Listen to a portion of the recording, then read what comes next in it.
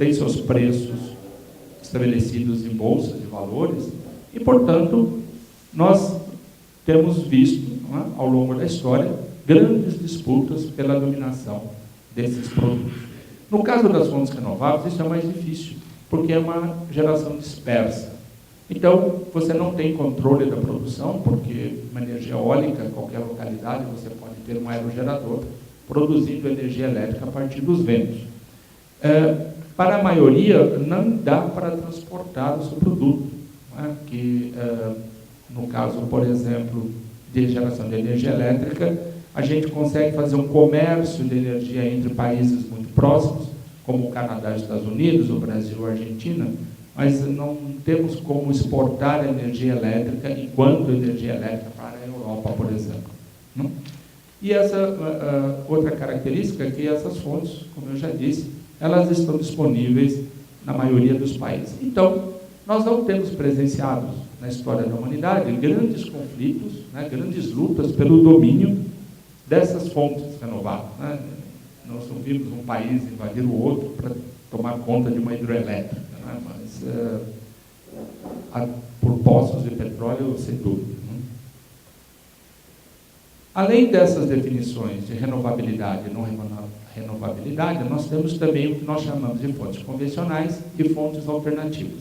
As fontes convencionais ou tradicionais são aquelas que já são utilizadas em larga escala, já estão no comércio, já estão sendo vendidas, e elas aparecem nas matrizes energéticas dos países em quantidades significativas.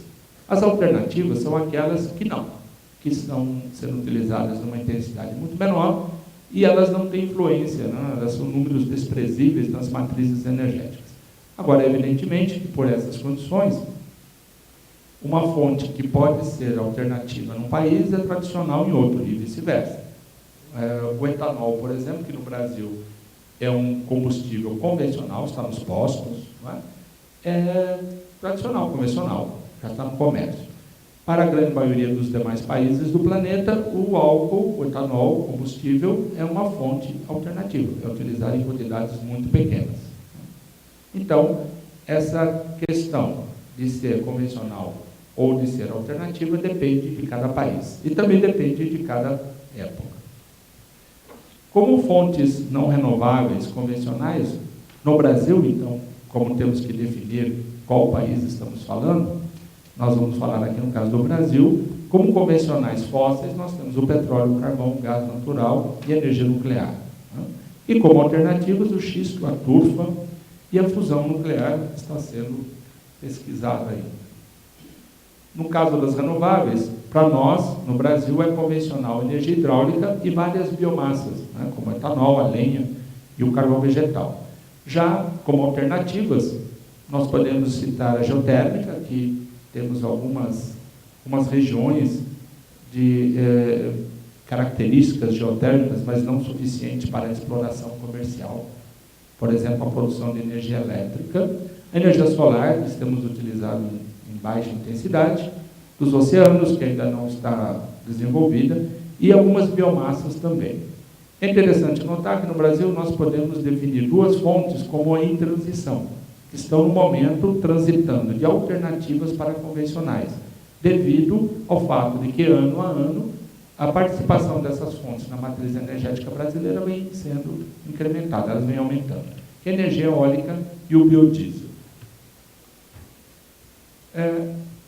Também essas fontes têm características tecnológicas diferentes. As convencionais estão bem desenvolvidas, elas já estão testadas, são maduras, estão adaptadas aos meios, e elas apresentam menores possibilidades de inovação. Então, quando falamos em desenvolvimento tecnológico, evidentemente que hoje essas pesquisas recaem sobre as fontes alternativas, que são menos desenvolvidas, ainda necessitam de avanços tecnológicos, e, portanto, é onde nós vamos ter as maiores possibilidades de inovação.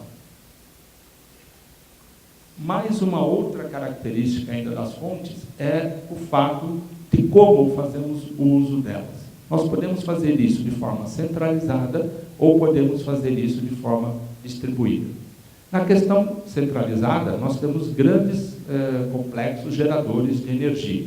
Neste caso, nós temos um custo, em geral, um custo de produção menor, devido ao fator de escala, temos maior controle e ajuste da demanda, necessidades de rede de distribuição, porque eu estou gerando em uma localidade grandes quantidades que eu preciso depois disseminar, maiores impactos ambientais locais e na distribuição, porque obviamente essas fontes vão necessitar dessas redes, desses meios de distribuição, e vai haver impactos ambientais nesses meios também.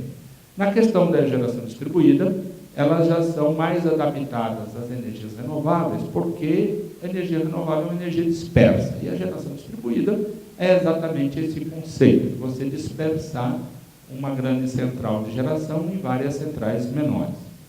Nesse caso, como os investimentos são por unidade em relação às centralidades menores, a gente tem visto uma maior quantidade de investidores, de empresas participando desse processo, ao contrário do outro centralizado, onde apenas alguns poucos grandes investidores ou os estados conseguem recursos suficientes para fazer esse tipo de geração.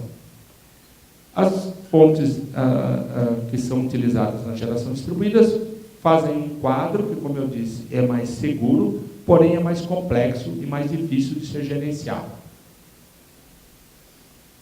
Nesse caso também, a questão centralizada e a questão distribuída, elas interferem, elas têm efeito de como as sociedades se relacionam com elas, né?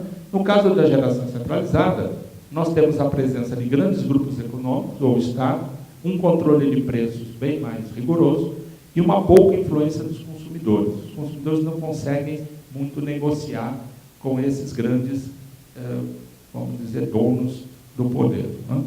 Então, no caso da geração descentralizada, nós temos maior competitividade, dada que você tem um maior número de empresas atuando no mercado. Essa competitividade faz com que você tenha uma maior capacidade de escolha e a participação do consumidor na determinação das regras de como isso será feito tem sido mais presente, né? Então, nesses casos da geração descentralizada, os consumidores, sejam eles pessoa física ou jurídica, têm maior capacidade de barganha com as empresas energéticas. Bom, então, como que nós temos feito uso dessas fontes, sejam elas renováveis ou não renováveis, né? O que a gente vê aqui, em dados mundiais, comparando 1973 com 2006, o que nós vemos é que quase dobramos a quantidade de energia que a humanidade utiliza. Então, nesse período, nós quase duplicamos, né? São quantidades muito grandes de energia que o ser humano tem utilizado. E, dentre essas, a grande maioria também são fontes não renováveis. Vocês percebem que as condições mudaram um pouquinho, de 73 para 2006, mas os números são basicamente os mesmos. O que nós sabemos hoje, com toda certeza, é que a busca de sustentabilidade passa necessariamente pelas fontes renováveis, porque os sistemas de uso intensivo de fontes não renováveis, ele é insustentável. Ele é sustentável não quer dizer que essas fontes acabarão em curto espaço de tempo, mas é claro que a sua disponibilidade relativa, finita, impede que a gente possa planejar por longos períodos a utilização dessas fontes, sem que problemas venham a ocorrer.